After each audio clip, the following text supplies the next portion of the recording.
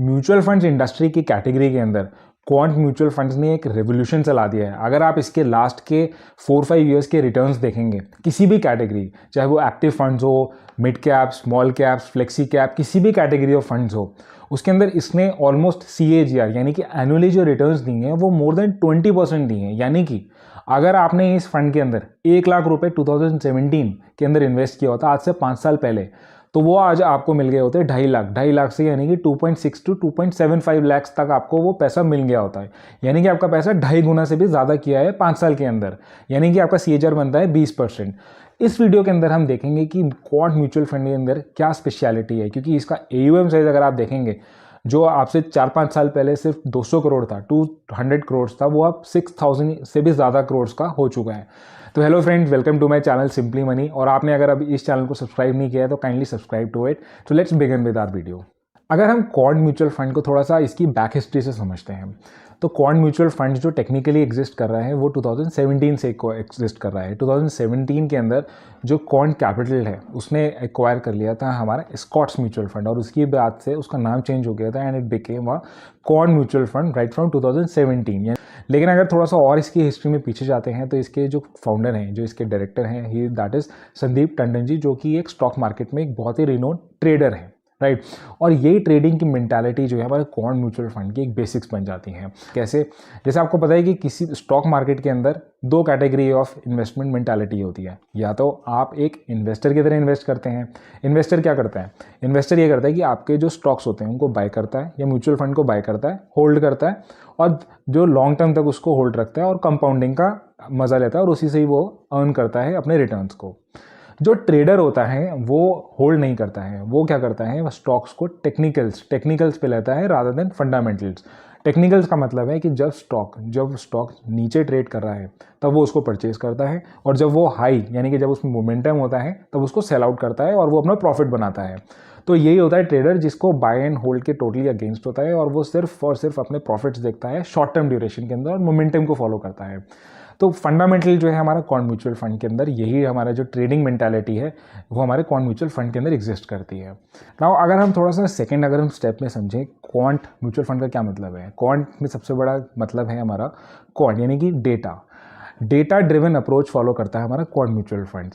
लेकिन data driven approach में क्या होता है कि आपके जो मैक्रो वेरिएबल्स होते हैं, जैसे फॉर एग्जांपल आपके जियोपॉलिटिक्स, आपके क्लाइमेट चेंज, इस तरीके के जो हमारा एक वोलेटाइल वर्ल्ड है जिसके अंदर हमारे वेरिएबल्स भी कंटिन्यूली चेंज होते जा रहे हैं, वही अप्रोच जो होता है उसी फैक्टर्स को और उसी मैक्रो वेरिएबल्स को जो हमारा क्वांट म्यूचुअल फंड है उसको इवैल्यूएट करता है। वो एक तरीके से आप समझ सकते हैं एक फॉर्मूला है जिसके अंदर वो मैक्रो वेरिएबल्स डालता है, जो मैक्रो वेरिएबल्स काफ़ी वोलेटाइली चेंज होते रहते हैं, और उसके बाद जो स्टॉक्स सजेस्ट होते हैं जिनका उसको लगता है कि ये कमिंग फ्यूचर के अंदर वो दे कैन डू बेटर, उनको वो अपने फंड्स के अंदर सिलेक्ट करता है।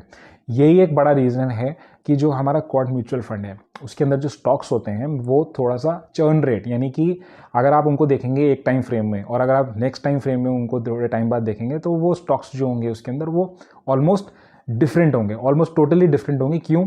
क्योंकि उसका जो आपको पता है मैक्रो वेरिएबल्स भी इतनी जल्दी वोलेटाइल वर्ल्ड के अंदर चेंज होते रहते हैं, तो उसका जो डेटा ड्रिवन अप्रोच के थ्रू जो वो स्टॉक सजेस्ट करता है वो भी चेंज हो जाते हैं। दैट्स द रीज़न कि इसका चर्न रेट काफ़ी ज़्यादा होता है। तो ये एक फंडामेंटली हमारा जो होता है क्वांट म्यूचुअल फंड के अंदर होता है। अगर आप क्वांट म्यूचुअल फंड को समझेंगे तो इसमें जो डिपेंडेंसी है वो फंड मैनेजर के ऊपर नहीं होती। जैसे मैंने आपको बताया कि एक सेट फॉर्मूला को फॉलो करता है, यानी कि आपका फंड मैनेजर जो इसमें होता है वो वही फंड सिलेक्ट करता है या वही स्टॉक सिलेक्ट करता है जो उसका क्वांटिटेटिव डेटा के बाद, एनालिसिस के बाद रिजल्ट्स आता है। नाउ अगर हम समझते हैं इसके अंदर कौन कौन से डिफरेंट पॉइंट्स हैं, क्योंकि काफ़ी लोग इसके क्रिटिक्स बहुत ही ज़्यादा अगेंस्ट है। अभी भी वो कहते हैं कि we will like to hold it, थोड़ा टाइम और एनालिसिस करेंगे, क्योंकि अभी अगर हम नंबर 1 समझें तो बहुत ही शॉर्ट ड्यूरेशन है। हमारे पास इसकी बैक हिस्ट्री सिर्फ 5 to 6 ईयर्स की है। जितने भी फंड्स हमारे पास आए हैं तो बहुत ज़्यादा हमारे पास डेटा नहीं है as compare to the other fund, for example SBI, HDFC, जो कि लंबे ड्यूरेशन से हमारे पास है, तो हमारे पास एनालिसिस करने के पास भी लॉन्ग डेटा है। सेकंड, जैसे मैंने आपको बताया, काफ़ी लोग बोलते हैं और वो दे आर नॉट कंफर्टेबल कि इसका जो चर्न रेट है, यानी कि जो स्टॉक्स हैं वो बहुत जल्दी जल्दी चेंज होते रहते हैं, so they are not comfortable with that. इसके बाद जो लोग क्रिटिक करते हैं, इसके अंदर जो पॉइंट उठाते हैं, दे से दैट कि ये मोमेंटम स्ट्रैटेजी फॉलो करता है।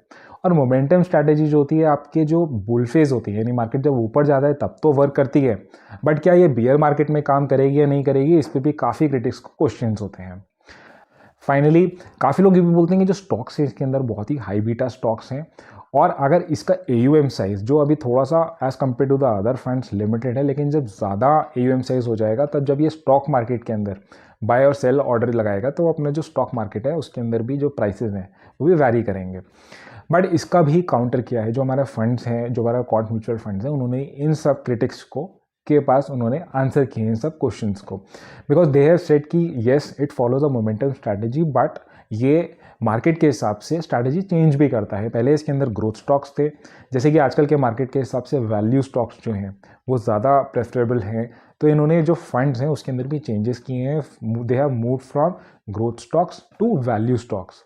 चर्न रेट के बारे में जैसे मैंने आपको पहले भी बताया कि they doesn't consider that as a problem, because they say that कि अल्टीमेटली हमें देखना है कि स्टॉक्स जो हमने सिलेक्ट किए हैं वो टेक्निकली फंडामेंटली दोनों ही इंपॉर्टेंट है, और हमने ऐसे स्टॉक्स सिलेक्ट किए हैं जिसके अंदर कॉर्पोरेट गवर्नेंस का इशू नहीं है। फाइनली क्रिटिक एक और पॉइंट्स पे कहते हैं कि हमारे जो डिफरेंट फंड्स हैं, चाहे वो स्मॉल कैप हो, मिड कैप हो या क्वांट एक्टिव कैप हो, इस जो फंड्स हैं उन्होंने ऑलमोस्ट सिमिलर से हमारे स्टॉक्स रखे हैं। आप देखेंगे जिसके अंदर SBI, कोटक, ITC, अडानी, यही कुछ स्टॉक्स हैं जो आपको ऑलमोस्ट सारे ही फंड्स की कैटेगरी के अंदर मिल जाएंगे। तो ये सबसे बड़ा क्रिटिक्स पॉइंट उठाते हैं, that is against this fund.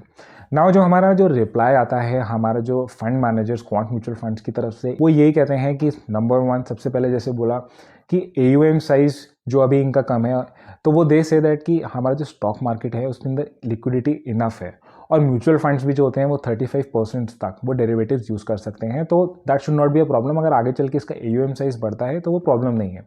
बाकी आई स्टिल कंसिडर कि ये एक फ़ंड डेफिनेटली नया है, ये लॉन्ग ड्यूरेशन का नहीं है। हमारे पास जो हिस्ट्री है लिमिटेड 5-6 ईयर्स की है, बट दैट डजेंट मीन कि हमारा फंड अच्छा या बुरा हो गया जस्ट बिकॉज कि उसके पास जो है हिस्ट्री हमारे पास कम है। बाकी this is not at all a suggestion कि आपको ये जो वीडियो है मैं टोटली सिर्फ एक एजुकेशनल पर्पस के लिए बता रहा हूँ, सो दैट कि you should get a some confidence. अगर आप इस फंड के अंदर इन्वेस्टेड हैं या फंड इन्वेस्ट करना चाहते हैं, आपको अपने रिस्क प्रोफाइल के हिसाब से और अल्टीमेटली अपने फंड मैनेजर्स की फाइनल एडवाइस के बाद ही करना है। बाकी अगर आपके पास कोई डाउट है, अगर आपने कोई स्पेशल फंड के अंदर इन्वेस्ट किया हुआ है और आप जानना चाहते हैं उसका रिटर्न्स, रिस्क प्रोफाइल, एनीथिंग, तो आप नीचे कमेंट बॉक्स के अंदर मेंशन कर सकते हैं। Kindly do like this video and also do share with your friends and families. बाकी आपके कोई सजेशन तो नीचे कमेंट बॉक्स के अंदर आप मेंशन कर सकते हैं। Will see you in the next video in the next time. Thank you for watching this video. Thanks a lot.